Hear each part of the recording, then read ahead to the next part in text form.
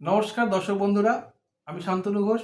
আত্রেই টাইমসে আরও একবার আপনাদের সামনে এসেছি একটি বিশেষ সংবাদ বিশ্লেষণের এই এপিসোডে। আমি আজকে যার কথা চর্চায় আনতে চলেছি তিনি হলেন ভারতবর্ষের প্রধানমন্ত্রী নরেন্দ্র মোদী। তাকে নিজের ভাই, মাই ব্রাদার বা আমার বন্ধু হিসাবে সম্বোধন করেছেন। আমি যার কথা বলতে চলেছি তিনি হলেন কাতারের সেকেন্ড ইন কমান্ড, অর্থাৎ কাতারের প্রশাসকদের অন্যতম Sheikh Mohammed bin Hamad Al Thani. এই ভদ্রলোক দুদিনের রাষ্ট্রীয় সফরে ভারতবর্ষে আছেন। গতকাল উনি ভারতবর্ষে এসেছেন এবং আজকে বিভিন্ন পর্যায়ে মিটিং করেছেন। ভারতবর্ষের প্রধানমন্ত্রী থেকে শুরু করে বিভিন্ন স্তরের মন্ত্রীদের সঙ্গে তিনি মিটিং করেছেন, চর্চা করেছেন এবং বিভিন্ন রকম MOU অর্থাৎ মেমোরেন্ডাম অফ আন্ডারস্ট্যান্ডিংয়ে দুই দেশের মধ্যে চুক্তিপত্র স্বাক্ষরিত হয়েছে, যেখানে বাণিজ্য, ট্রেড, যেখানে টেকনোলজি এবং ইনফ্রাস্ট্রাকচারাল ডেভেলপমেন্ট ইত্যাদি বিভিন্ন বিষয় নিয়ে সেখানে বিস্তারিত আলোচনা হয়েছে। যেটা মজার ব্যাপার বন্ধুরা, সেটা হচ্ছে স্বয়ং প্রধানমন্ত্রী তার এক্স হ্যান্ডেল থেকে যে পোস্ট করেছেন সেখানে তাকে মাই ব্রাদার বলে সম্বোধন করেছেন। প্রসঙ্গত উল্লেখ্য যে এই আমিরের সঙ্গে প্রধানমন্ত্রী নরেন্দ্র মোদীর সখ্যতা বহুল চর্চিত। আপনাদের নিশ্চয়ই মনে আছে, একটা সময় কাতারে একটি সংস্থায় কর্মরত 8জন ভারতীয় পূর্বতন নৌবাহিনীর অফিসারকে গুপ্তচর বৃত্তির দায়ে সেখানে প্রাণদণ্ডের আদেশ দিয়েছিল একটি কাতারি আদালত। সেখানে বিস্তর টানাপোড়েন চলে। বিস্তর সংগ্রামের পর অবশেষে মুক্তি পান এই 8জন নেভাল অফিসার। বলাই বাহুল্য, এর পিছনে যে মানুষটির অবদান ছিল তিনি হচ্ছেন আমাদের প্রধানমন্ত্রী নরেন্দ্র মোদী। তার সক্রিয় সহযোগিতায় এবং তার নিজস্ব মেকানিজমে, তার দৌত্যের ফলেই মুক্তি পান ওই 8জন অফিসার। এটা আমরা টিভির পর্দায় সেই সময় দেখেছিলাম। এটা কেন হলো?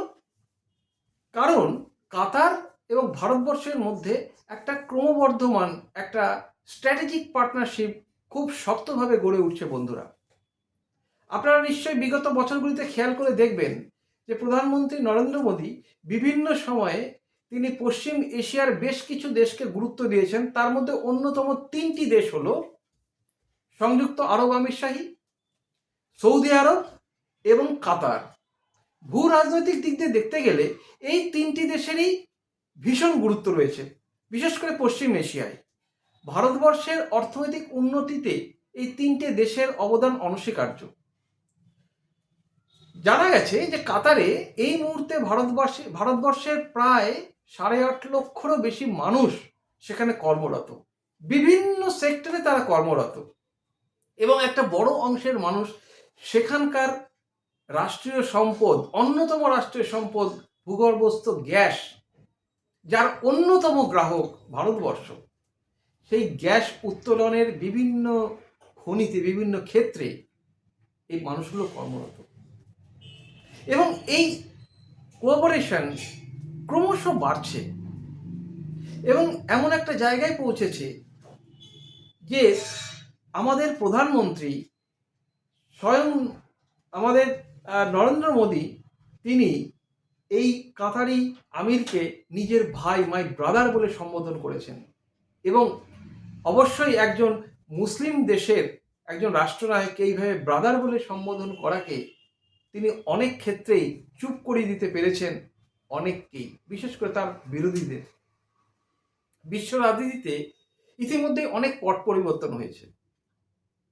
আমরা জানি আমাদের পড়শি দেশ ভারতবর্ষ, বাংলাদেশ ইত্যাদি দেশে একটা অদ্ভুত রকমের ভারত বিরোধিতার জিগির ওঠে বিভিন্ন সময় এই ধর্মীয় মেরুকরণকে কেন্দ্র করে। প্রসঙ্গত উল্লেখ্য যে এই 3টি দেশের কথা যেটা বললাম, সৌদি আরব, সংযুক্ত আরব আমিরশাহী এবং এই কাতার, এই 3টি দেশ এবং 3টি দেশের থেকে ভারতবর্ষ প্রচুর বিনিয়োগ আসছে এবং 3টি দেশ ভারতবর্ষের বিভিন্ন ক্ষেত্রে ভারতবর্ষ এদের অন্যতম গ্রাহক বলা যায়। প্রাকৃতিক তেল, প্রাকৃতিক গ্যাসের অন্যতম ক্রেতা ভারতবর্ষ কাতারের কাছ থেকে। কাতার বিভিন্ন ক্ষেত্রে টেকনোলজিক্যাল দিক দিয়ে ভারতবর্ষের কারিগরি বিদ্যার উপর ভীষণভাবে নির্ভরশীল। ফলে উভয়ের মধ্যে আন্ডারস্ট্যান্ডিং ক্রমশই বাড়ছে।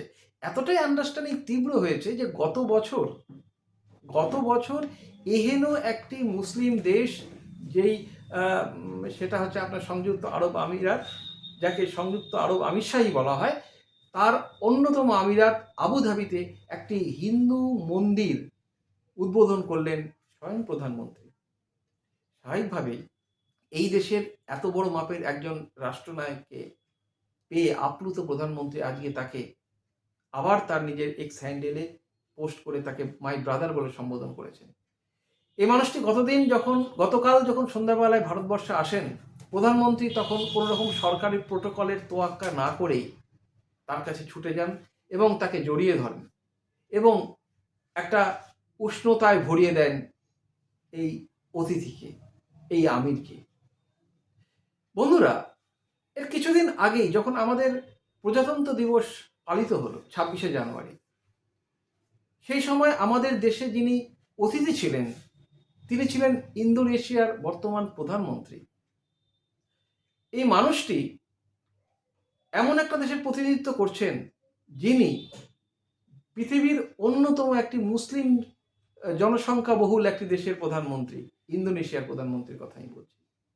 তিনি এসে তার ভারতবর্ষে 3 দিনের সরকারি সফরে ছিলেন। আমাদের এখানে সরকারিভাবে অতিথি ছিলেন, প্রজাতন্ত্র দিবসের অতিথি ছিলেন এবং ভারত এবং ইন্দোনেশিয়ার মধ্যে যে পারস্পরিক সদ্ভাব সম্পর্ক তিনি তুলে ধরেন।